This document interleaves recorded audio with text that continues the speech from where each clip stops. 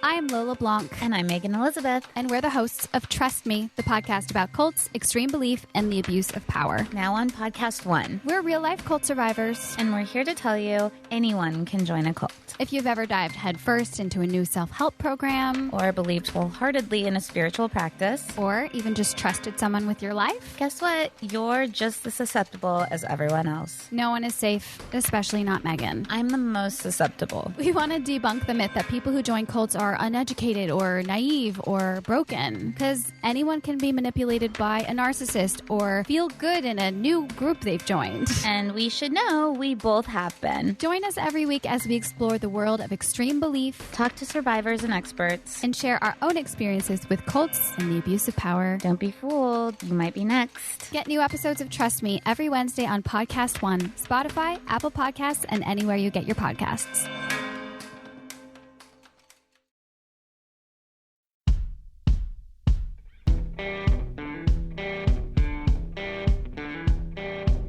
I'm Brett. And I'm Alice. And we are the Prosecutors.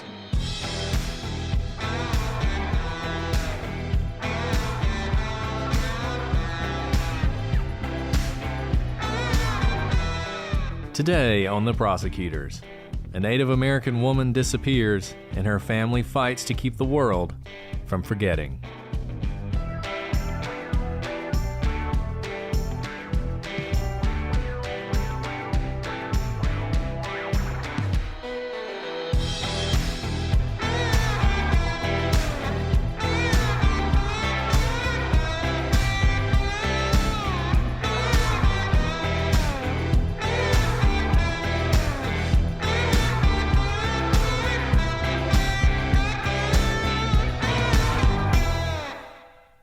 Hello, everybody, and welcome to this episode of The Prosecutors. I'm Brett, and I'm joined, as always, by my far-out co-host, Alice. Hi, Brett. How far out am I? Like, really, So how far far removed am I from, sanity in my sleep-deprived stage? Whatever, Alice. We know that even sleep-deprived, you are more sane than most of us. And that was from Basil, who is one of the students that we talked to at Lidditz Elementary. They were helping me with some descriptors for Alice, and they're all very good. I loved those students. I hope they enjoyed listening to the Cosmonauts episode, and they should feel so proud because, man, that episode was, heavily drawn upon their input. And I always love doing that. So I hope we get to do it again next year. Me too. I agree 100%, Alice. And, that was a great episode. And even though it involved some tragedy and some questionable actions by the Russian government, it was fun. And we released it right after the Murdoch case. And so it was nice to have a little bit of a respite from the dark and depressing. Unfortunately, today we are returning to the more downer episodes, which the thing about true crime is usually there's someone suffering. And today we have one of those cases that it's absolutely critical that this case get out there. This is definitely one of those somebody knows something cases, but it also is indicative of a bigger problem, and that's one of the reasons we wanted to do it. We're doing the case of Ashley Loring Heavyrunner today, and this is a case that has become, I think, somewhat more famous recently. Payne Lindsay from Up and Vanished did an entire season on this case. Alice and I had been looking at this case for a while and decided let's hold off doing it until he was able to sort of do his investigation in the hopes that maybe they would solve the case, maybe they would find something. But this is just one of those that's disturbingly intractable, and they still have not made the kind of progress we'd like to have. So it's a case we definitely wanted to talk about and wanted to shine a light on in the hopes that somebody out there who does know something can bring that knowledge to the forefront. And Brett, this is a really important case, not just because it's yet another, unfortunately, missing person case, but it shines a lot of light on kind of the different issues we have at play here. This takes place on an Indian reservation, the different kind of overlapping, yet also completely not overlapping jurisdictions, and the result it has on different types of investigations on kind of these Indian tribes. It reminded me of a great novel, Brett. I don't know if you've read it before, but it's called The Roundhouse by, I think it's Louise Erdrich. It's a beautiful novel, and it's about a devastating crime that happens to a young boy's mother. And it kind of takes you through the court system, but from a child's perspective. And it explores these kind of atrocities that many tribal Indian women face, and also the lack of justice that comes because of the unique situation in which there's the Indian jurisdiction, there's the federal jurisdiction, there's even state issues at play. And there's a bit of a hot potato issue where, the investigations and the judicial system is just passed from one jurisdiction to the next without justice ever really coming to the victims of the crime or their families. And it's heartbreaking, but really enlightening. So if you guys haven't read this book, I highly recommend it. It's been a few years since I've read it, but it came out, I think, maybe about 10 years ago, and made a big splash then, but we're bringing it back now. so go read it if you haven't already read it. And I know Alice and I have talked about this book before, The Killers of the Flower Moon, which is set about 100 years ago, and just goes to show that these kind of problems on reservation land and people being taken advantage of and the laws not being applied fairly and equally, it's not a new problem. One thing that I think is good is this has gotten a lot more attention.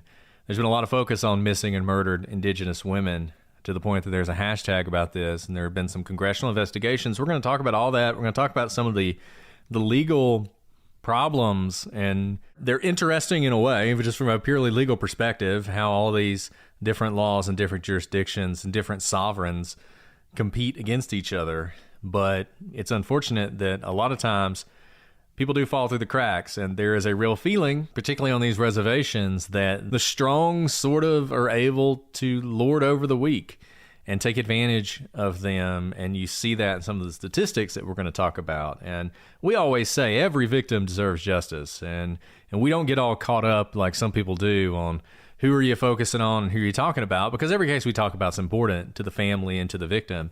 But I do think this renewed focus on this is important, and Ashley has sort of come to be the face of this movement in a lot of ways.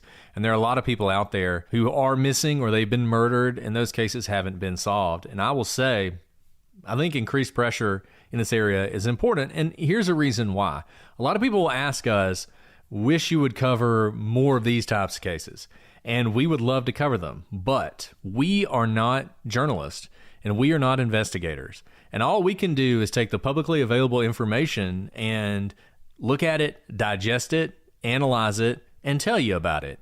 There's not a lot of information on these cases. Ashley's case is famous.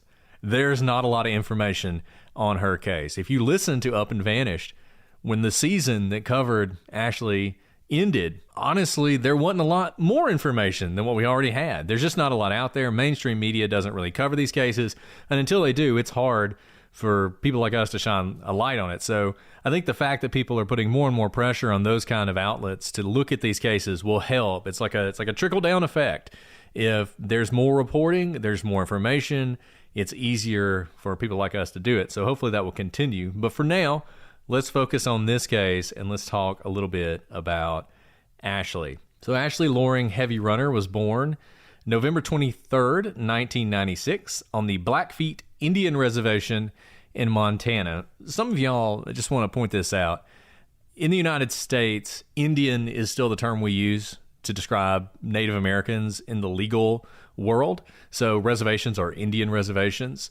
The Bureau of Indian Affairs handles these issues. There's a museum in Washington, D.C. called the Museum of the American Indian. So I know the terminology can be a little bit delicate. I believe in Canada, it's more First Peoples, maybe, is the way that Indigenous people are referred to. But when we mention Indian reservations, just know those are the legal terms, and we're using those. So Ashley, she was studying environmental science at the Blackfeet Community College, and she was sort of at a turning point in her life where she and her sister Kimberly, they had made plans that they were going to go live together in Missoula, Montana. And at this point, Ashley was about 20 years old, and she's thinking she's going to sort of move out into the world with her sister and begin a new life. Ashley had a passion for helping to find missing Indigenous women. It was one of the things she had noticed, one of the things she had focused on growing up in that community. And it was a problem that she knew was an epidemic on reservations around the United States and in Canada. And Brett, her own focus on a very vulnerable population and population, at risk of being forgotten. And it's just, her entire story is really just an incredibly tragic Shakespearean novel, it seems like. But I'm so glad that, you're getting a taste of who she was. Every person is complex, but the fact that she recognized this issue, that it was near and dear to her heart, I think makes her story just that much more poignant. And Ashley was complex, and she struggled with many of the same problems that a lot of people struggle with, and problems that are particularly endemic on Native American reservations. We're going to talk about some of those in a bit, but she very much was a person who had a dream and a purpose and was beginning to try and live that when something happened. And that's the great mystery of this case, is exactly what happened that cut it short. And that takes us to June of 2017. Ashley heads out to a party at a friend's house.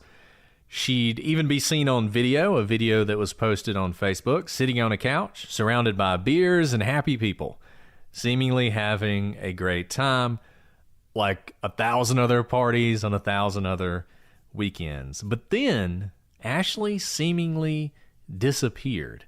After a few weeks, the family reported her missing, but they ran into a brick wall after brick wall. It didn't seem like too many people in the local police department, or even at the federal level, cared too much about finding Ashley. And it turned out, as we've said, that Ashley's case, it wasn't rare. And a case that should have been solved immediately. And that's one of the most frustrating things about this case as we dig into it. You're going to see that. A case that should have been solved immediately turned into a cold case and remains a cold case to this day. Yeah, absolutely. And like all of our cases, I think the timeline is really important here, especially because we can't quite pinpoint the exact time where Ashley went missing. So the timeline is even more important in these types of cases. So we need to back up a little bit to before Ashley is last seen, because as we said, all of these touch points, they may mean nothing. Ultimately, they may have nothing to do with her disappearance.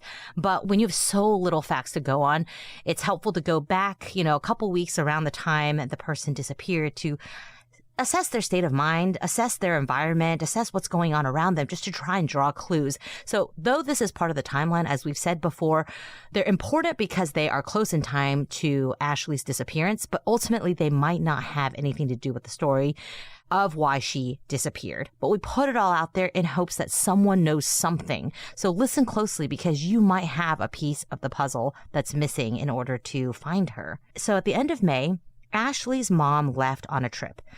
And it was really sad, because Ashley's mom actually went into Ashley's room to say goodbye.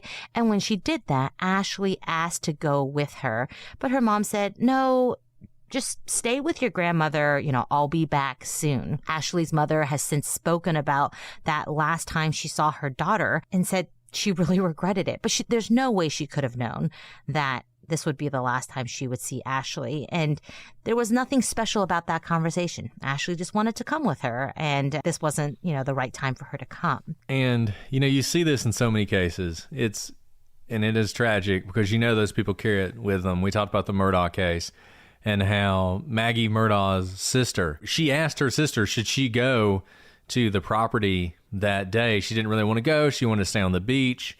And her sister was like, no, you should go. You should be with Alec. His dad's sick.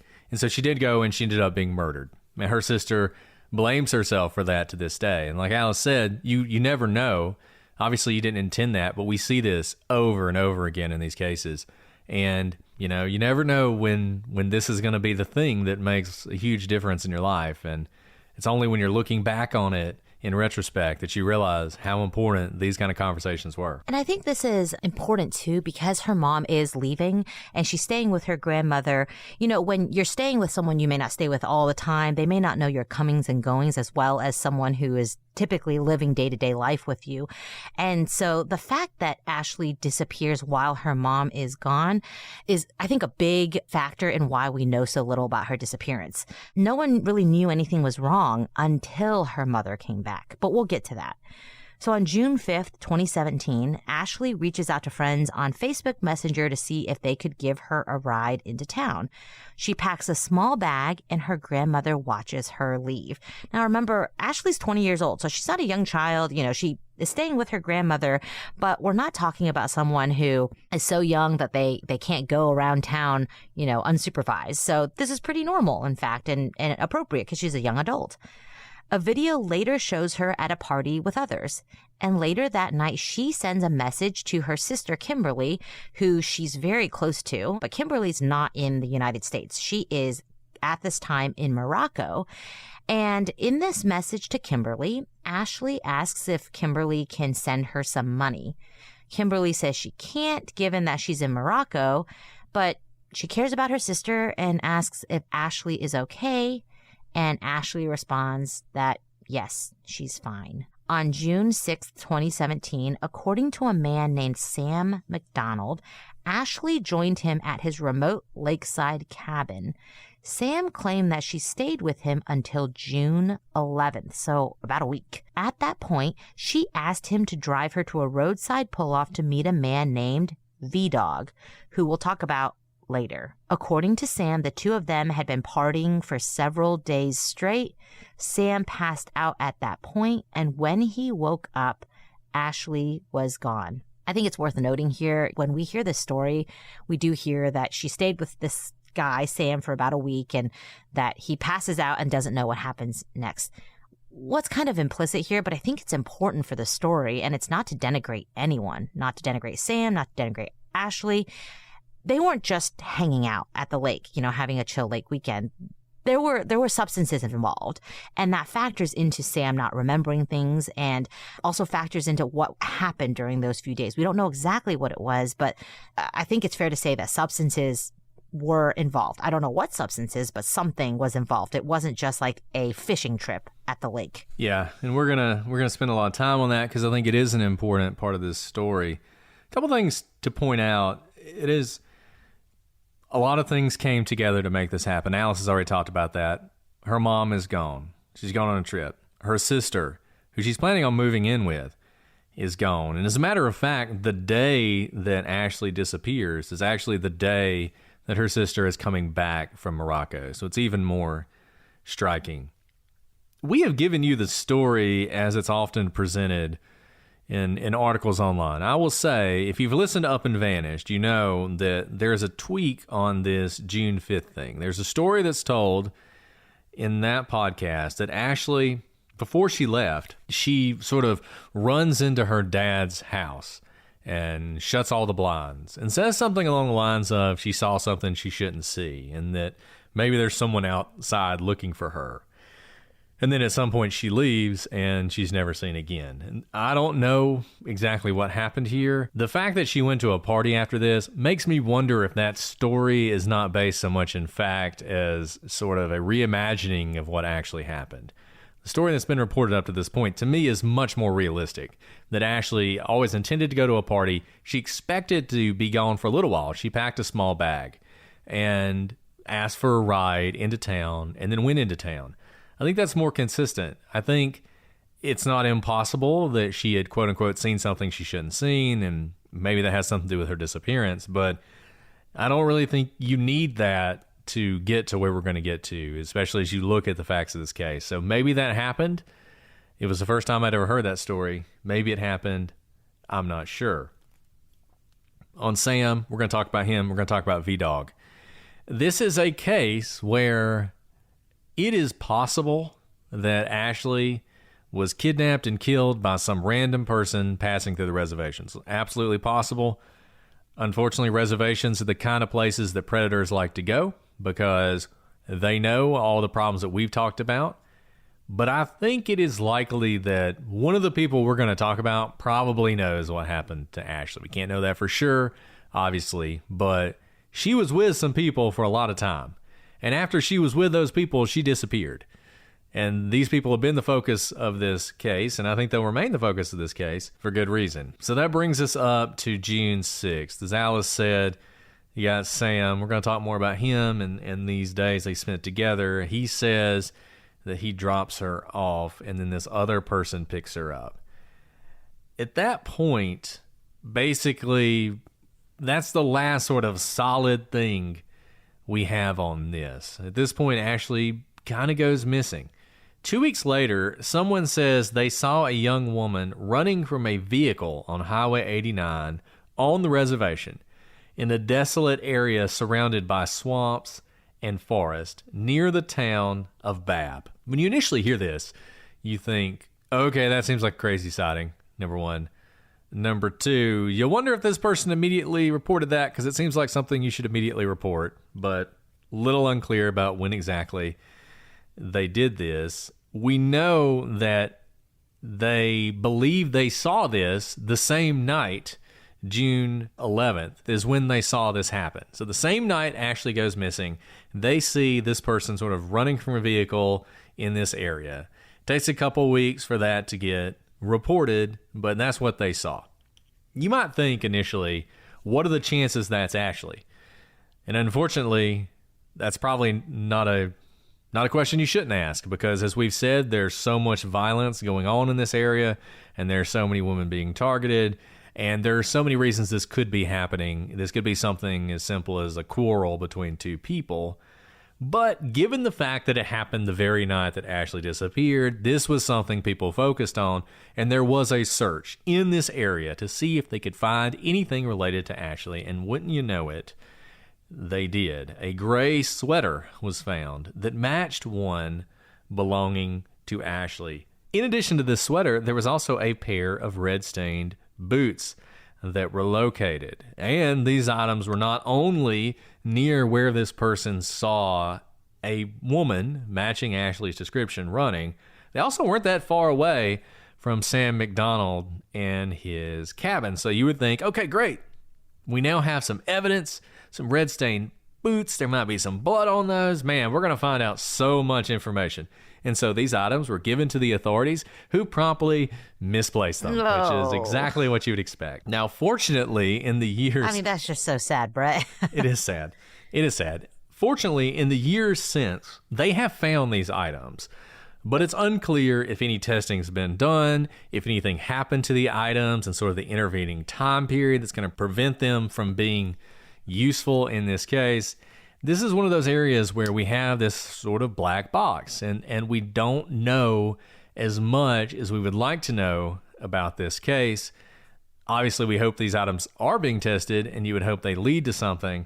I'm just glad they found them again. And I don't know, what led to the items being misplaced, but this is what Brett and I were talking about earlier.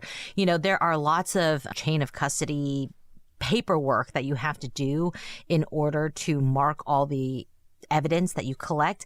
But when you have kind of overlapping jurisdictions, there's extra paperwork, and the paperwork doesn't exactly match from one jurisdiction to another. They have different form numbers and different ways of documenting things. And we have seen when, things travel from the state to the feds, for example, or back from the feds to the state, paperwork gets a little bungled. Evidence typically doesn't get lost, but it gets lost not because someone left it in their trunk. It gets lost because the paperwork mismatches where it's placed. And so it might be in the wrong locker or in the wrong storage area. And we have both faced this before, where we're like, how could you lose X? How could you lose the gun? It's not that they actually lost the gun. And I want to explain this because people often think, a police officer just literally forgot that, the blood-stained boots were in the back of their car, and they drove off with it and then cleaned their car and threw it away. That's not usually what happens. It's usually like an administrative matter. They put it in some storage unit, and they don't know which storage unit it's in. And that's because there's so much evidence collected that usually the evidence isn't just stored in a police station, for example. There's usually so many different places they have to place them that they have storage units. They have other kind of off-site locations that are separate from the actual office space in order to make room for all of the various evidence that is collected. So that's just to give a little light into what it means to misplace evidence, as was done here. And it happens, again, when you have lots of jurisdictions at play. It happens all the time, and you can imagine how it happens, especially if stuff's moving around. Police officers are signing stuff in, they're signing stuff out, there's a chain of custody, it's going from one place to another. You look at the records, it says it's in one place, and it's not. tracing it back and figuring out where it is can take a while. And sometimes you'll hear about evidence being discovered many years later. Somebody just stumbles upon something. So whenever you hear evidence is lost, doesn't mean it's lost forever. It just means they can't find it. So, this is an example of that. It's like when I clean my house and I'm like, I'm going to put this in a very safe place. And I know it's in my house. I just don't know where. Yeah, exactly. It's exactly where I put it. Yeah, exactly. Yeah, that's right. That happens to me much too often. But obviously, it's very serious when you need this for a case to move forward. So, it's humans doing the paperwork, it's humans doing the collecting, and there's going to be human error in this. So it's not necessarily just police incompetence. Like Brett says, it happens way more than you actually probably know. It just often doesn't matter because it's not the only thing you need, or that piece of evidence isn't that important. But in this case, since we have so little to go by, this is important evidence, and I hope they're doing something with it to try and find out something, just to see if this is hers. Like the sweater, see if her DNA's on it. If her DNA's on it, it's probably hers. Because there are lots of gray sweaters. It might not even be her gray sweater. And maybe they know this. We just don't know it as the public yet. On June 8th, Kimberly gets back from Morocco. So just a couple days after Ashley had texted her. And Kimberly says that Ashley and she are very close and they text all the time. But Ashley actually never texts Kimberly to see if she got back to the United States okay. And Kimberly said this was out of the ordinary because Ashley was always communicating with Kimberly. She would certainly do something like make sure Kimberly got home, but she never hears from her. On June 12th, Ashley's mom gets home, but Ashley isn't there. Ashley isn't returning calls, but the family isn't very concerned because it was Ashley's habit to go off the grid on occasion. In this situation, she had packed a bag. Her grandmother had seen her leave. It wasn't surprising that she was gone. Shortly thereafter, however, Ashley's father was put in the hospital. And when Ashley didn't show up to see her father, they knew there was a problem. And this was more than just Ashley's going off the grid on occasion. And they reported Ashley missing to tribal authorities. They were told that Ashley was of age and she could do whatever she wanted to, so the tribal authorities said they couldn't do much. And this is something that, again, this is not the tribal authorities being lazy. It's true. Ashley is 20 years old. She's allowed to leave. She's legal to drive a car, to live on her own, to do whatever she wants. And so, unfortunately, this is a situation where when you're of age and you do have the freedom to do whatever you want independently from your family, that sometimes there isn't too much that the authorities can do unless they know for a fact that there's been a crime or that you are missing. Because Ashley went off on occasion like this and sometimes was off the grid, didn't return calls, didn't text back, this pattern of behavior unfortunately led to authorities not moving as quickly as they should have. Yeah, and look, I think there's a lot in this case that we're going to talk about that are, there are things that people don't like to talk about, okay? The trope in true crime podcasts is that every victim lights up the room and they're perfect and all this other stuff. And in reality, everyone is complex and every victim is complex. And there's a fine line between victim blaming and victimology. We've talked about this before. When you look at victimology, you're trying to figure out what went wrong and what sort of analysis can you do to try and narrow down who might have been involved in this. And some of that are things that the victim is doing. Doesn't mean you're saying they deserved what happened to them, and that's a big distinction. Here, one of the reasons that people did not recognize that Ashley was missing for a while is that she would go off the grid on occasion, and she would sort of go away from a week and maybe wouldn't be heard from. And as we're going to talk about, she did engage in some drug use during that time. So even though her family was worried about her, they weren't so worried or thinking that anything like this happened. They thought this was just another time when she was doing that. And maybe when she came back, they would have gotten on to her and maybe they would have said, look, you don't need to do that anymore. But they certainly weren't thinking, we need to call the police. And when they did call the police, they got the kind of response that you see too often in cases like this. Look, police departments, particularly this one, are overwhelmed with the calls they're getting, and they are triaging, and they're trying to figure out, is this a real call or is it not a real call? And sometimes this is incredibly frustrating because it'll be something like, a kid doesn't show up to school, and they're like, well, maybe they ran away. And there's no evidence they ran away. They have no history of running away, and it delays them looking into it. And then you wonder, what all did we lose because you spent so much time not looking into it? Here, I think, as Alice said, this is the police department. They looked at the situation. They said, this is something she's done before. Most likely she'll come back. This is not the place that we need to be devoting our resources. And so they didn't. And now when we look at that, we're like, man, how much time was lost? But while I think you can criticize them for this, I think you also just have to recognize the reality of the situation. As we're going to talk about, they are vastly overworked and vastly under-supported. And that is one of the reasons that you see so much violence and crime in these areas. Well, whatever the case, eventually the police start to take it seriously. They start to investigate it, but they don't find much of anything. This is a case that really should have been solved and solved quickly, but they are unable to do it. By February of 2018, the FBI has actually taken over the case at the request of the Bureau of Indian Affairs. As we're going to talk about, a lot of overlapping jurisdictions here. Because this is a reservation, the FBI does have jurisdiction. They can come into it, and they're asked to do so by the BIA.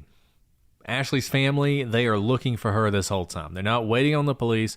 They're not waiting on the FBI to solve this. They're trying to find evidence on their own. At one point, they search a trailer frequented by two of the people that we're going to talk about here, including V-Dog. And they find a maroon stain beneath a shag carpet. They take a sample, they give it to the authorities. This is another thing that, if it's been tested, we don't know. Hopefully they haven't lost it. That was in February of 2018. That's a long time ago now. That's 5 years. What exactly is going on with this, I don't know. Frankly, I hope they tested it and didn't find anything, because if it hasn't been tested up to this point, that's just malpractice. And, Brett, with these sorts of things, another thing just to add on to build the whole picture to let you understand how overworked these jurisdictions are. You put in a request to have these things tested, and the labs are usually overwhelmed, and there's usually, a backlog. And so they don't get to it right away. Even though the test may take, hours to complete, they may be dozens of requests behind. And so sometimes the lab also has human error, and they may just not get to your request because other emergent requests come in. We have an active kidnapping and someone's crossing state lines and they have eyes on them and they need something tested right away. And so that request jumps the line, and maybe so many requests jump the line that your request languishes in the line unless you have a detective who keeps calling. The squeaky wheel does get the oil. I've been that squeaky wheel before where I call repeatedly a lab, like, have you gotten to my sample? Have you gotten to my sample? I have a court date coming up. I need that sample tested. Unless that happens, sometimes those just sit there because no one's pushing them forward. And so when you don't have active eyes on it, which you may forget because you as an investigator may have dozens, maybe hundreds of requests for these samples to be tested, that you can't possibly follow up on every single one of them if it's not an active case. And you now begin to see kind of the snowball effect of how a cold case becomes a cold case. No one's calling about it, so it falls further in the line, and there's not an urgent request. No one's annoying you to get things done, and so it never gets done. And then before long, so much time has passed, and everyone has kind of forgotten that you're waiting on anything in a case. And this is just a feature of overworked labs and investigators, and kind of the massive amount of investigations that are present and open at any time in an investigator's office. And I'll tell you, and a lot of you know this, the clearance rate for murder cases continues to drop in the United States. I think now it's down to close to 50%, which is really bad. And you would think with the technology we have, it would be much higher. But the fact of the matter is, a lot of these forensics people, labs, state labs, are underfunded and understaffed. And there's a massive backlog in testing evidence, as we all know. And until we take that seriously and prioritize that, it's probably only going to continue. Ashley's case continued to grow more and more famous and to really become the face of missing and murdered Indigenous women. In December of 2018, Ashley's name is finally added to the NamUs database. And Kimberly, her sister, actually testifies before Congress about many of the problems that the reservations, and particularly women on the reservations, are facing. Yeah, and this is so wonderful that Kimberly has taken really a tragedy to shine a light on a much bigger issue. It's terrible that her sister is becoming the face of this issue, but the more kind of our lawmakers hear about it, the better. Because if you've ever been to Washington, D.C., it's hard for people who've lived in Washington, D.C. and work in Washington, D.C., i.e. your elected politicians, to know what life is like on an Indian reservation hundreds of thousands of miles away. But this is a very real issue that could be hundreds resolved. of thousands of miles is a little... Sorry, hundreds of miles, thousands of miles away. I was going to say hundreds of miles and thousands of miles. You're all the way up in space. I'm still on the cosmonauts episode, Brett. Give me some grace. Thousands of miles from where they are. And, this is something where more resources really can help not solve the issue, but alleviate the issue. If you had more investigators, if you had more resources to combat this, it is kind of a cycle. The more people know that these crimes will be vigorously investigated and prosecuted, the less likely, risk benefit analysis. Criminals want to commit crimes in these jurisdictions. But when they know that these clearance rates are so low that few people are looking at these missing and murder cases at all, then, the risk of committing crimes in these areas is just low enough that someone on the edge may decide to move forward with those crimes. But not so if you have kind of more resources, more police, more law enforcement on the case. So we've kind of teased around the edges of some people who are of interest in this case, of interest just in that they see Ashley and they are with Ashley around the time she disappears. And that's why they're of interest, because you're always looking at who they're with and what that person may know. And the first that comes to mind is Sam McDonald. After the death of Ashley's grandfather and a failed relationship, Ashley began to experiment with drugs. And unfortunately, this is not something that's uncommon. Tragedy in our lives, whether it be with a death of a loved one or a difficulty in relationship, can lead people to dull the pain. And oftentimes people turn to drugs to kind of lose that immense sad feeling. And I don't know what Ashley was facing, but the fact that her experimentation with drugs followed two pretty big events in her life that were difficult in a young person's life is not surprising, and something we see often on the Indian reservation and off. And Ashley also began to find some older friends, and one of these older friends included Sam McDonald. Now, Ashley, remember, was 20 at the time of her disappearance. Sam was actually in his 50s. McDonald is an admitted drug user, and he claimed to have spent 6 days with Ashley around when she disappeared, specifically using meth. Now, Sam's property has been searched many times with no results. Sam says that he and Ashley spent between June 5th and June 11th together, and that they spent that time at his lakeside cabin property.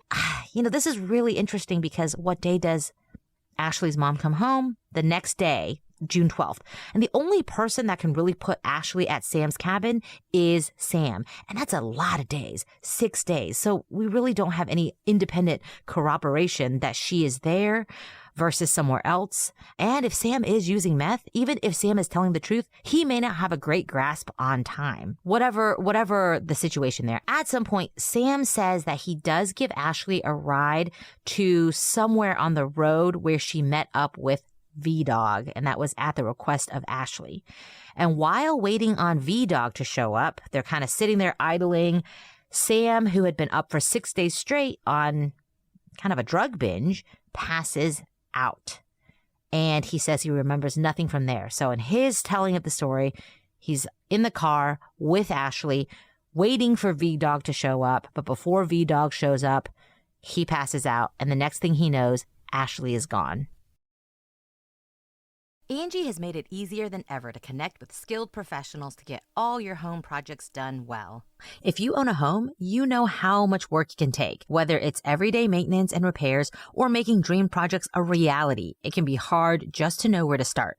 But now, all you need to do is Angi that and find a skilled local pro who will deliver the quality and expertise you need. And Alice, you can turn to Angi with confidence no matter what the size of your home or the size of your project. Whether you've got a 100-year-old house like I do where it seems like things are always breaking, or if you're renting and you're needing someone to help you with moving, installations, or cleaning, Angi is there for you and they're there for you with confidence. So, Angi has over 20 years of home service experience, and they've combined it with new tools to simplify the whole process. Bring them your project online or with Angi's app, answer a few questions, and Angi can handle the rest from start to finish. Or they can help you compare quotes from multiple pros and connect instantly, which means you can take care of just about any home project in just a few taps. Because when it comes to getting the most out of your home, you can do this when you Angi that. Download the free Angi mobile app today or visit Angi.com. That's ANGI.com. Check them out today. Angi.com. ANGI.com. Alice, I think if there's one thing we've all experienced, it's when you have something wrong with you and you want to go to the doctor, but man, finding a doctor these days is so hard. And that's where our sponsor, Zoc Doc, comes in. You know, I'm sure there are many of you out there who have been stewing about a health problem you have, and you almost resort to texting your group of friends to see what they think. But unless you're very lucky and your group of friends includes a bunch of doctors, you're probably not going to find the quality medical advice that you need. You're also not going to find it on social media. You're not going to find it on TikTok. And Google can be great, but you probably don't want to trust that either. And that's where Zoc Doc comes in. They help you find expert doctors and medical professionals that specialize in the care you need and deliver the type of experience you want. Brett, Zoc Doc is the only free app that lets you find and book doctors who are patient reviewed, take your insurance, are available when you need them, and treat almost every condition under the sun. No more doctor roulette or scouring the internet for questionable reviews. With Zoc Doc, you have a trusted guide to connect you to your favorite doctor you haven't met yet. Millions of people use Zoc Doc's free app to find and book a doctor in their neighborhood who's patient reviewed and fits their needs and schedule just right. As a mom of now 3 little ones, I can tell you this is such a valuable app to not have to look for specialized doctors for all of my kids who have the weirdest illnesses. Go to ZocDoc.com/prosecutors and download the Zoc Doc app for free. Then find and book a top-rated doctor today. Many are available within 24 hours. That's ZocDoc.com/prosecutors. ZocDoc.com/prosecutors. The Prosecutors Podcast is sponsored by BetterHelp. How much time do you spend on yourself in a given week versus how much time you spend on other people? And how do you balance the two? I know with now 3 little ones, I struggle with this a lot because I have the podcast, my full-time job, and all of my duties as a mom. It's so easy to get caught up in what everyone else needs from you and never take a moment to think about what you need for yourself. But when we spend all of our time giving, it can leave us feeling stretched thin and burned out. Therapy gives you the tools to find more balance in your life, and that's where BetterHelp can really come in handy. That's right, Alice. If you're thinking of starting therapy, give BetterHelp a try. It's entirely online. It's designed to be convenient, flexible, and suited to your schedule. Just fill out a brief questionnaire to get matched with a licensed therapist and switch therapist anytime for no additional charge. Find more balance with BetterHelp. Visit BetterHelp.com/prosecutors today to get 10% off your first month. That's BetterHelp, HELP.com/prosecutors. Alice, I think all our listeners know that you're bilingual. For me, I can barely speak English, and I can tell you, I tried to learn Spanish in high school, and it was rough. It wasn't exactly the high point in my academic career. And as much as I wanted to know another language, I really could just never do it. And I am so excited to talk about Babbel. I love Babbel, and it is the learning language app that sold more than 10 million subscriptions for a reason. It's addictively fun and an easy way to learn a new language. Whether it'll be traveling abroad, connecting in a deeper way with family, or just have some free time, Babbel teaches bite-sized language lessons that you actually use in the real world. I'm busy, you guys are busy, I totally get it. The great thing about Babbel is it only takes a few minutes, 15 minutes a day or so, to go through one of these lessons, and you will find yourself learning new languages It is an amazing thing. You have to try it. It really is amazing, Brett. Their teaching method has been scientifically proven to be effective. With Babbel, you can choose from 14 different languages, including Spanish, French, Italian, and German. Plus, Babbel's speech recognition technology helps you improve your pronunciation and accent. There are so many ways to learn with Babbel. In addition to lessons, you can access podcasts, games, videos, stories, and even live classes. Plus, it comes with a 20-day money-back guarantee. So start your new language learning journey today with Babbel. Right now, get up to 55% off your subscription when you go to babbel.com/prosecute. That's babbel.com/prosecute for up to 55% off your subscription. Babbel, language for life. Brett, I know I've told you this a lot, but I feel like I am always running to the store to buy meat for my growing boys. They love all types of meat, and I just cannot get enough high-quality meat for them, and it's so expensive when I go to the store. That's where ButcherBox comes in. ButcherBox has high-quality meat and seafood you can trust because it's 100% grass-fed beef, free-range organic chicken, pork-raised crate-free, and wild-caught seafood. And it's all humanely raised, no antibiotics or added hormones. I feel at peace serving the highest quality meats from ButcherBox to my family. And the best part, it gets delivered right to your door, so I don't even have to spend time going to the grocery store every week to look for these meats. That's exactly right, Alice. I think what everybody's looking for right now is quality that's convenient and that's cheap. And ButcherBox, it gives you that. Not only is it delivered right to your front door, it's free shipping always. And we're talking incredible value here, guys. A variety of high quality cuts at an amazing value with exclusive member deals, recipe inspirations, guides, tips, and hacks. And ButcherBox, as they often do, is giving us a special deal. This one's crazy.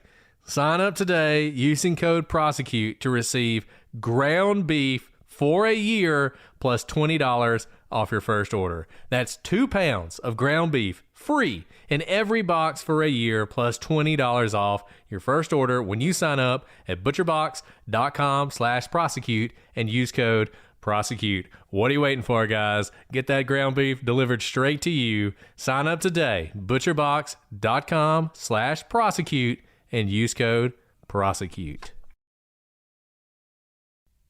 And Ashley's drug use is a big part of this story. It's a part of the story that's not often discussed, but it's really important. If you listen to Up and Vanish, you've heard an interview with Sam. Sam is one of those people who he tells this story, and you really have to question what is true and what is not true. It's possible it all is. It's also possible, frankly, that Sam killed Ashley very shortly after she arrived, and everything else he says is a fantasy. It's also probable that Ashley, if she was with him, she was doing some pretty serious drugs. He said that at times she would just leave even his place and kind of disappear for hours on end. And one time she kind of came back and she was very high on something. He wasn't sure what. He didn't think it was meth based on the way she was talking, but she was very high on that. And she, at some point, Sam was like, look, let me just take you home. And she didn't want to go home. She wanted to meet this V-Dog character we're going to talk about in a minute. For those of you out there who don't use meth, I'm one of those people, it may surprise you, this story. It may seem absolutely unbelievable that Sam was with her and then just passes out. But one of the things that happens with people who go on a meth binge is exactly this. They stay up for days on end. Days and days and days doing meth, drinking Cokes, and eating junk food, and then at some point, they just smash right into a wall and collapse, and they may not wake up for a week. And it actually is pretty consistent with what Sam's saying. He's driving her to this place. He's probably coming off the meth a little bit. They're sitting waiting on V-Dog, and he hits that wall, and he collapses. And then when he wakes up, she's gone. So it may sound convenient, and maybe it is, but it also isn't entirely inconsistent with what happens to people who use meth. We've mentioned him many times. V-Dog. Who is this V-Dog? Does he exist? Or did Sam completely make him up? He did not. V-Dog is a nickname for Paul Valenzuela. He is another 50-year-old man with several criminal convictions on his record for burglary and weapons charges, and we are led to believe that Ashley and Valenzuela were in some sort of relationship. Now, at the time, he was actually married to another woman, Tashina T.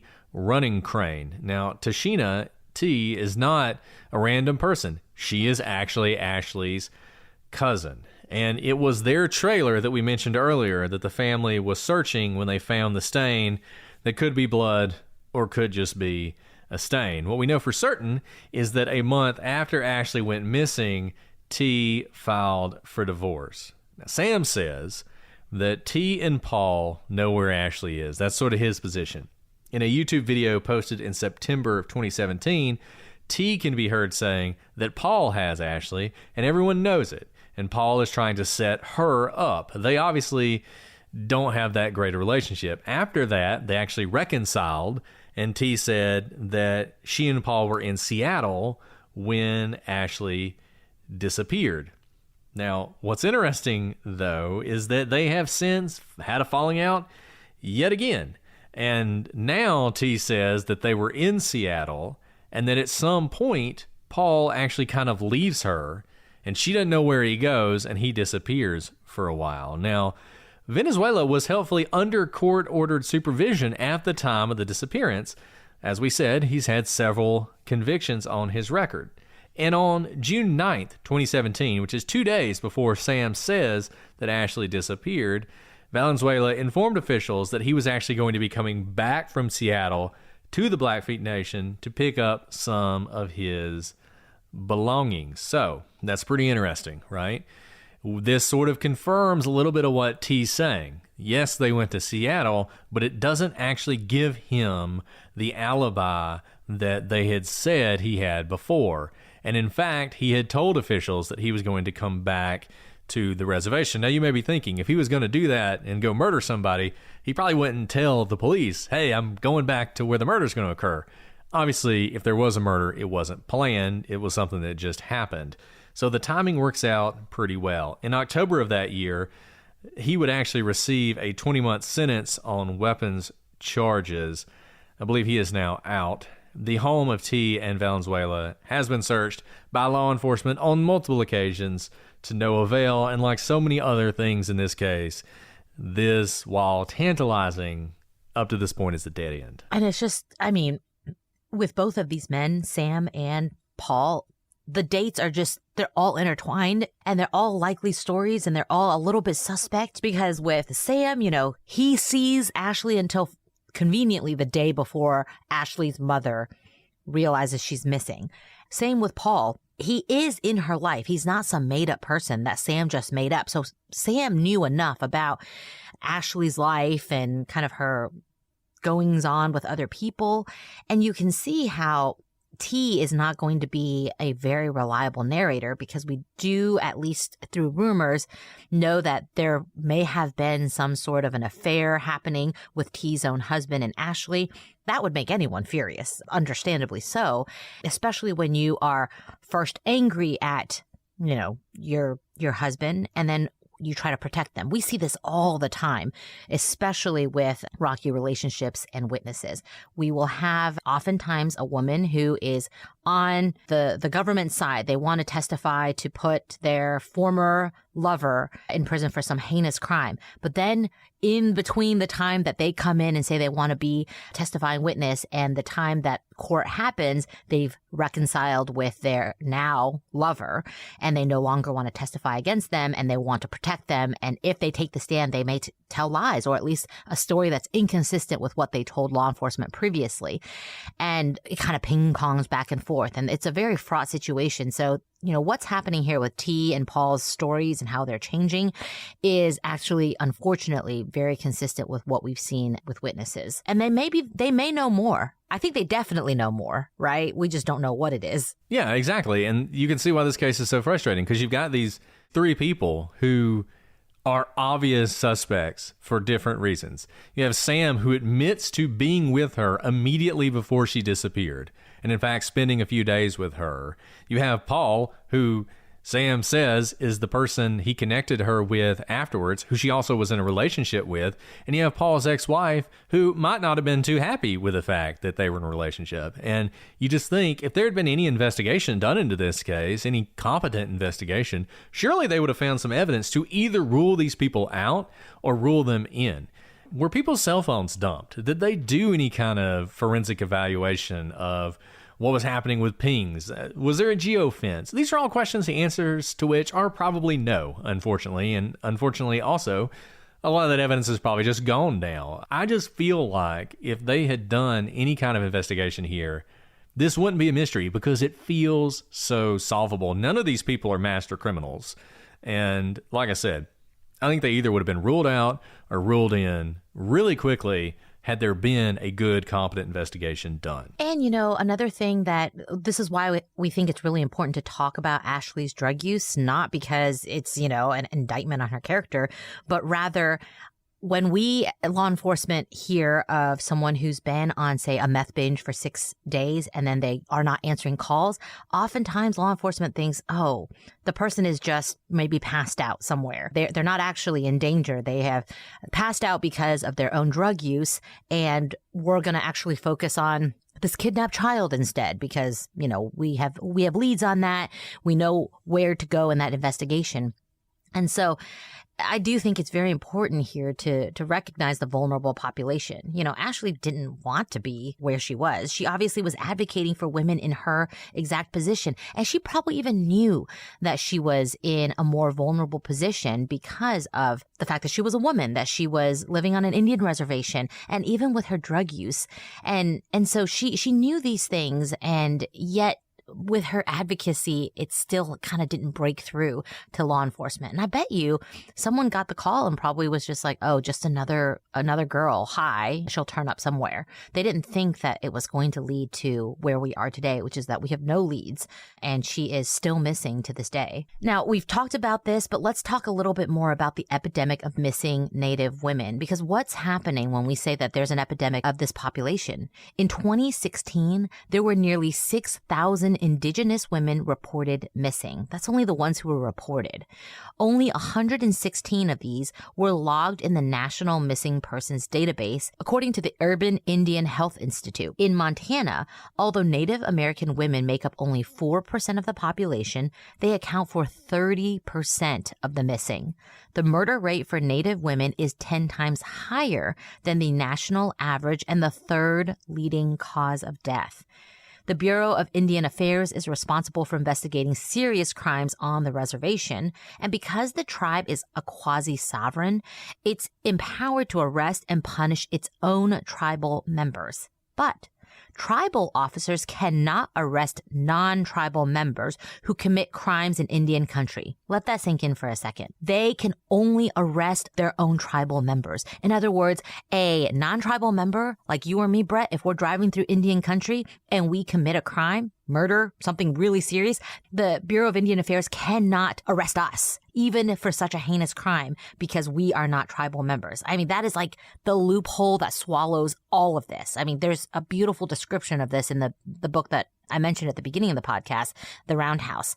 And you see kind of why it's so tricky with all these different sovereigns, because there begins to be jurisdictional creep when, where does it stop if the Bureau of Indian Affairs can arrest anyone or if they can arrest no one? And so none of this is meant to create the situation that we now have, which is that there is a very vulnerable population because of these strange overlapping jurisdictions and limited jurisdictions, even among the sovereigns. But it is the situation, and it's helpful to know why these kind of massive loopholes have led to the devastating situation that we're in today. So what happens in that situation? Because the Bureau of Indian Affairs can't arrest a non-tribal member for these crimes committed on their reservation, the tribe actually has to work with state and federal authorities. And this kind of cooperation, it's not a one-size-fits-all, because crimes are messy, the situations are messy, the tribal members, if the tribal members, not tribal members, know exactly where, the crime happens in terms of geography, matters. Because of that, it's not always clear how this patchwork of jurisdictions have to work together. And as a result, no one really exactly knows what they're doing in any situation because there's not a tried and true kind of path you always take when X happens. And it leads to a complete mess. And a mess leads to administrative nightmares where evidence gets lost and no one quite knows who's in charge of the investigation. And what are you going to do? You're going to prioritize what you have to be investigating at that time. So the feds are going to prioritize cases they know are federal cases. The state's going to prioritize cases they know are state cases. And what happens when everyone is prioritizing something else than the Indian reservation case we have before us? We have kind of forgotten cases. And like Alice said, this is a particular problem when you have a case like this where you don't actually know what happened, because you have situations where, you know, who's the victim? Who's the perpetrator? Are they an Indian or are they not an Indian? What exactly is the crime? Tribes can't charge anyone with a major crime. So if it is murder or rape or something serious like that, that actually has to fall to the federal agencies. You actually have to have the federal government handle that, not the state. State doesn't handle that. It's the federal government. And as we said, this really creates the perfect breeding ground for serious crime, where you can have people who prey on the weak and have almost no consequences. And a lot of this, it doesn't come from a place of evil. This is part of the complicated and often not good history of the United States and the tribes. Those of you who know anything about history know that this was a long-going thing about what was going to be tribal land and what wasn't. The whole state of Oklahoma was originally supposed to be a tribal reservation, and recently there was a Supreme Court case that actually took a large portion of Oklahoma and put it under tribal authority, under the theory of, look, this was the agreement, we're going to honor the agreement. And that is a case we could talk about a lot on Legal Breeze, because what's happened is now you have the federal government is having to enforce all these criminal laws that no one else can enforce. And so laws that you might think of as state laws, like murder and robbery and that kind of stuff, now the federal government's having to enforce. And so you have this situation where there is this very strange, difficult to figure out sovereign within a sovereign within a sovereign. You have an Indian reservation, which is sovereign to a certain extent. Then you have a state, which is sovereign to a certain extent. The Indian reservation is in the state, and then the state is in the country, which is obviously sovereign to the full extent. And how exactly they're going to figure things out when it comes down to individual cases can be really complicated and confusing. And when time matters and evidence needs to be processed and not lost, you see that. And you saw that in this case, as we talked about. After they decided she was missing, the tribal police, they did conduct a 3-day search for Ashley. But after that, they pretty much stopped and washed their hands of it. And then there was no one to help except the BIA.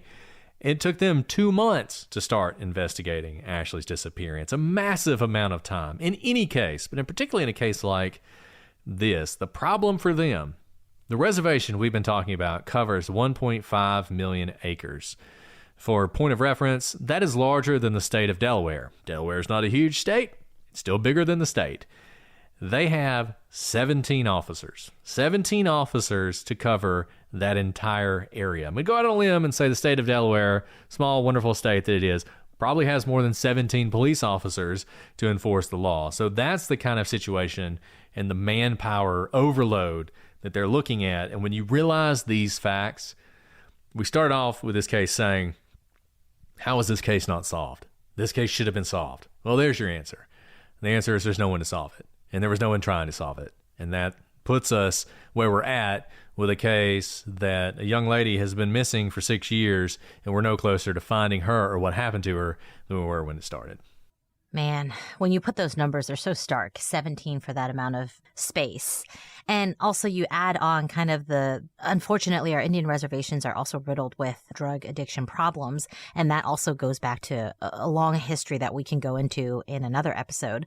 But when you add on kind of the drug addiction and the challenges that brings, because we've talked about how any mind-altering drug means that people don't typically act in the way that you expect them to.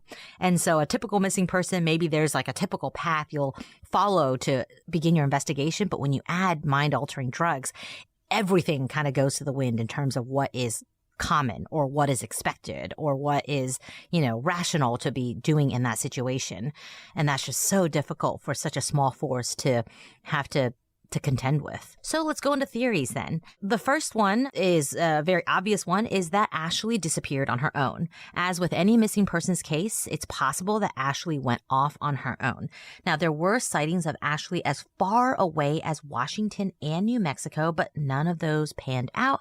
And honestly, it doesn't really make sense. Ashley had plans to move in with her sister in Missoula, where she would continue her education. And as recent as June 5th, Ashley was still texting with her sister, and there was no indication that she was rethinking plans of moving in with Kimberly or rethinking her education plans. And remember, she did have a passion in life. She wanted to be an advocate, a voice for missing and murdered Indigenous women. And there was nothing that was changing about kind of that passion. And she did not have significant resources. She didn't have a ton of money to be able to just pick up and move to an entirely different state.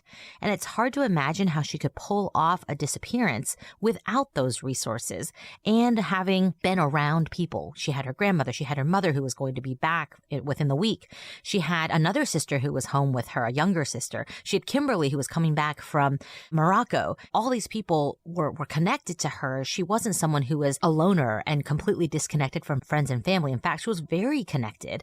And those strong connections is really the reason why there was any search for her at all, even if it were delayed. And I'm not saying that no one ever goes on a drug bender and disappears and decides to leave their life behind. I'm sure that does happen.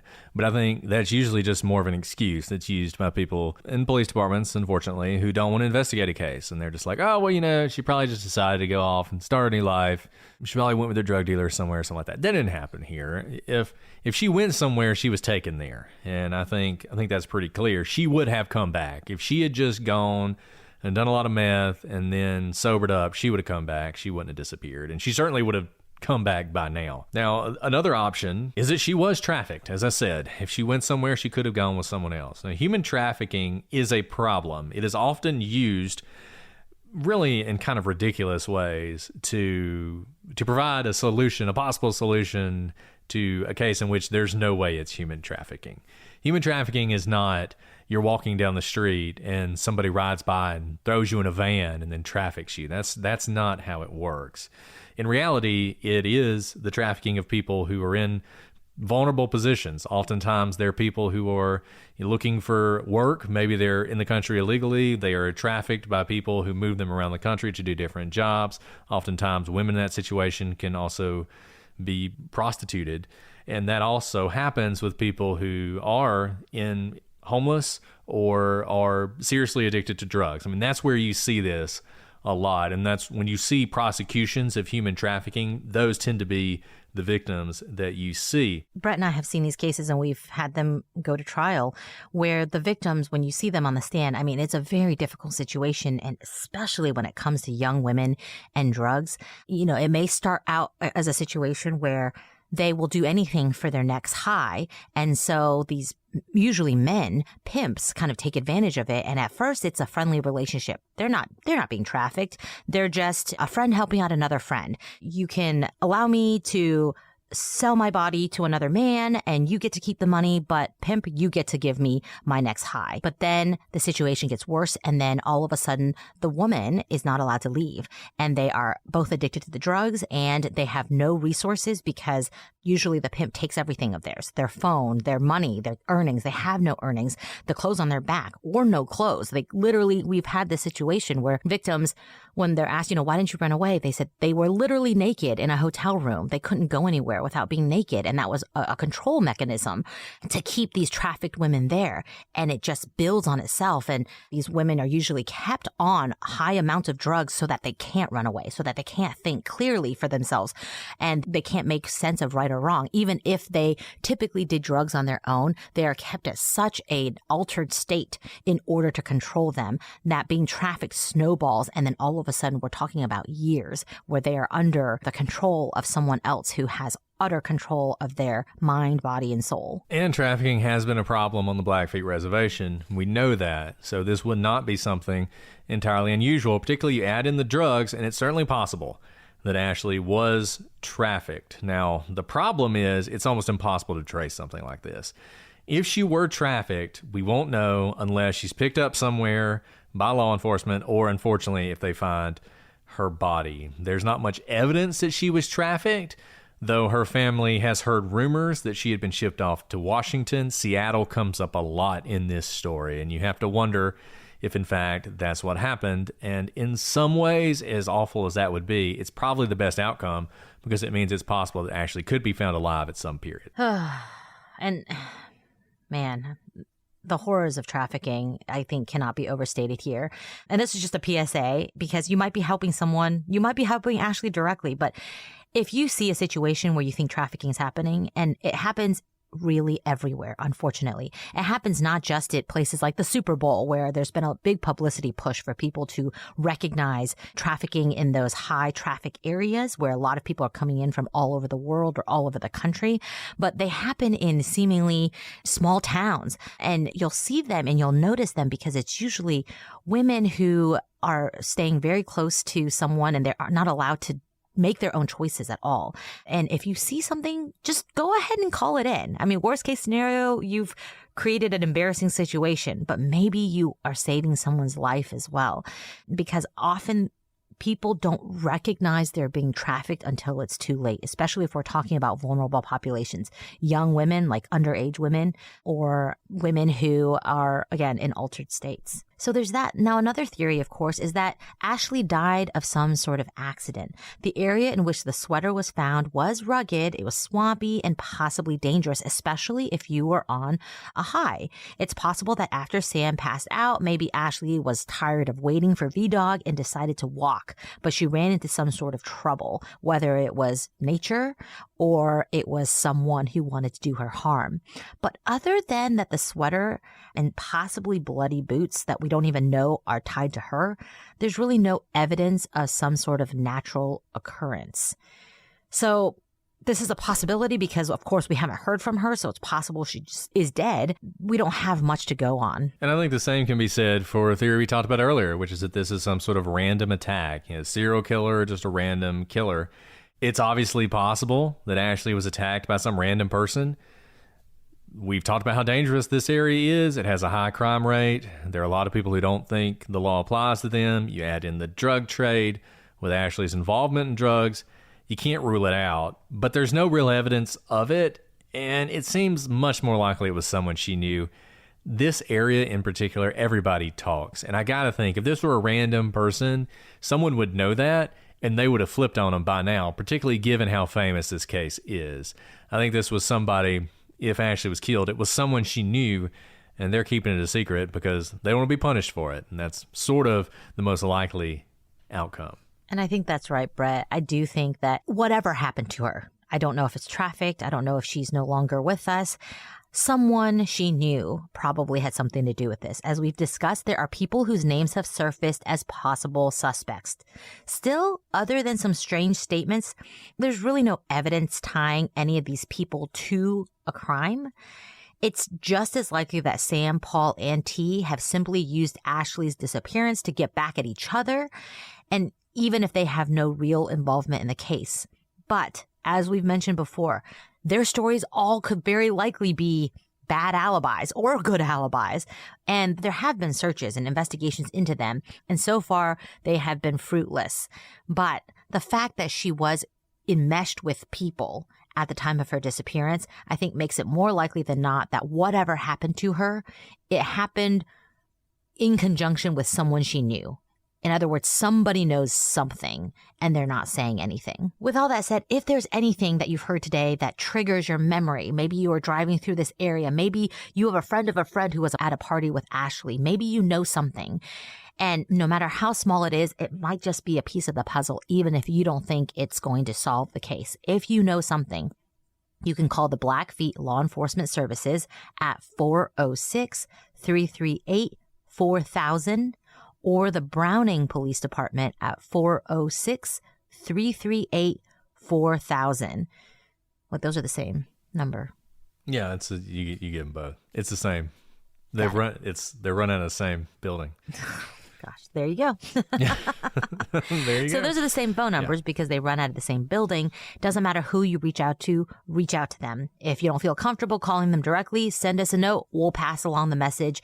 We don't have some special line to the Blackfeet Law Enforcement or Browning Police Department. We'll just call it in for you if you, for some reason, don't want to do the calling yourself, because all we want to do is to get as much information to the police as possible in hopes that if Ashley is alive, I think she's probably living something pretty horrendous because she was very close to her family. And I do think she would have reached out to her family at some point. So I hope that she is alive. But unfortunately, if she is alive, I'm afraid her situation is pretty dire. And every single day that passes is a day that we could be saving her from these horrors. So don't wait another day if you think you know something. It could always be anonymous when you call these tips in. And if you email us, we will, of course, keep your name anonymous unless you want us to give it. But I really hope that someone out there knows something. There are pieces out there that can be investigated. We're not investigating this case. We don't have access to the bloody boots, to the sweater, to the carpet sample. I don't know what's happening there, but if the law enforcement are listening to this, I hope they've run all those to ground and that we simply haven't heard anything because they all came out with negative results. But until there's something more, I don't see this case being solved without some community action. This is absolutely the case that people know something. There are people out there who know who did this. I know that. This case can be solved. There are cases we do that you want them to be solved, but you just think, man, that's never going to be solved. Unless something really breaks our way, this is not going to be solved. This is not that kind of case. This is a case that should have been solved 5 years ago, and it still can be solved. But at this point, it's not DNA that's going to solve it. It's somebody out there. It's one of you. So pay attention, and hopefully we can get some sort of resolution on this. Alice, the question thing has been very popular. I don't know if you noticed. People really like the 5-star questions. It is. So literally my baby just started crying. So let's do 2 real quick questions. And you're going to hear a baby crying in the background because you know how real this is. Well, see, I was going to say, I know we're running a little long, so I was going to do one question. Okay, one question. For you. It's a question for you. Okay. So this is from Field Hockey 09. Alice, you stated you didn't speak English until you were 7 in one episode. What is your cultural background, and how does that play into you being a lawyer? Oh, really good question and good listening skills. So I did grow up in the United States, but I was born to an immigrant family and my mom really didn't speak much English. So we only spoke Mandarin Chinese in the home. So my parents are from Taiwan by way of China. And that's my ethnic background. And that's why I only spoke Mandarin, even though I lived in the United States. And by the way, just so you know, that's a lot more common than a lot of people realize, that kind of pockets of immigrants, you'll have people who never speak English here. I mean, we banked at a Chinese bank. We went to Chinese grocery stores where everyone spoke Mandarin. We went to a church that was, Mandarin speaking. And really, I didn't know there was like an entire world out there that spoke English until I went to school. And I just nodded because I thought everyone else didn't speak very well. That's actually completely true. My kindergarten teacher thought that I had like a learning disability because I would smile and nod at everything she said because I just thought she like garbled her words. I didn't realize she wasn't speaking Mandarin. I just assumed that this lady really can't speak very clearly. And how it affects me being a lawyer is that, I have cousins born in almost every continent in the world, and I've seen a lot of different government systems and judicial systems at play. And I mean, the United States has its problems, but there are just incredible opportunities for justice is blind here in the United States. And I wanted to be part of that. I've seen a lot of corrupt judicial systems, unfortunately, where my family lives all over the country, not just in Asian countries. And seeing that, I think, instilled in me at a very young age that there was something special here in the United States and it needed to be protected, that it could be lost incredibly easily. One generation and kind of it could all be wiped away. And I wanted to be part of, the generation that kept justice alive because I knew how quickly it could devolve if there weren't protectors of it. So it's probably very Pollyanna of me, but that really is why I went into the law. So great question, Field Hockey. Yes, thank you, Field Hockey. I love it when Alice talks about that. So always happy to ask that question. My roommate in college didn't speak any English until kindergarten. So as Alice said, it's less rare than you think. It always kind of blew my mind. I can't imagine that. I don't know how you do that, but very impressive, Alice. And we're glad to have you here fighting for freedom and justice. Well, thank you, Brett. And, my child's like screaming out there. You guys can probably hear it. Sorry, Jason, you're having to do all this noise cancellation. And my child's like, you're not fighting for me. No, well, we'll go ahead and wrap it up then. prosecutorspod@gmail.com if you guys want to reach out to us for any reason. If you want us to answer a question, leave a 5-star review, leave a question, and we will get to it. Okay, well, we'll go ahead and let Alice get back to her child, but we'll be back next week. But until then, I'm Brett. And I'm Alice. And we are the prosecutors.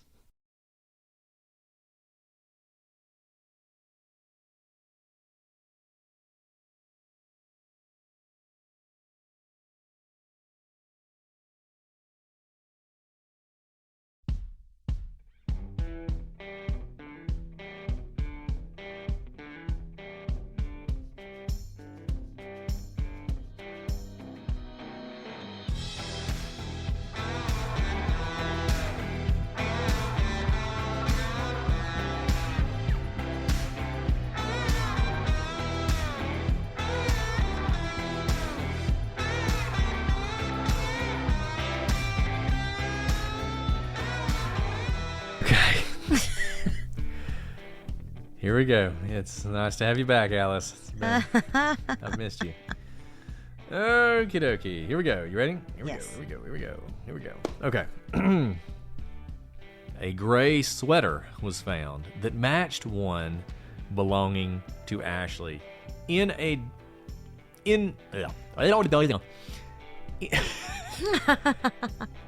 love your sound. In addition,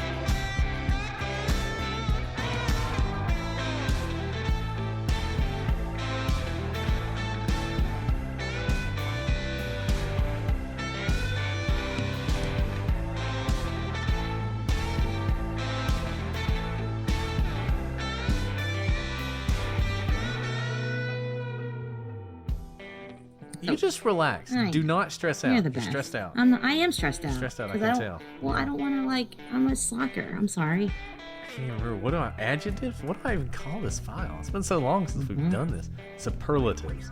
I feel like I want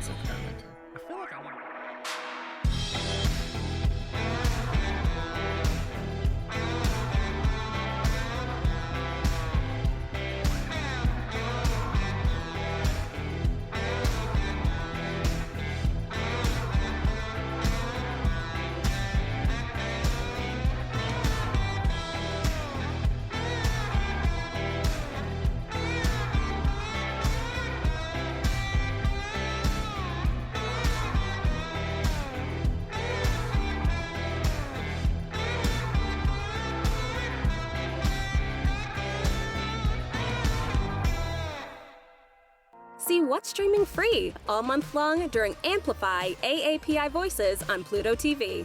Watch shows like Kim's Convenience with Simu Liu and amazing movies like Meet the Patels and Jason Momoa in Braven. Plus, Pluto TV has hundreds of channels with thousands more movies and TV shows available on live and on demand. Download Pluto TV on all your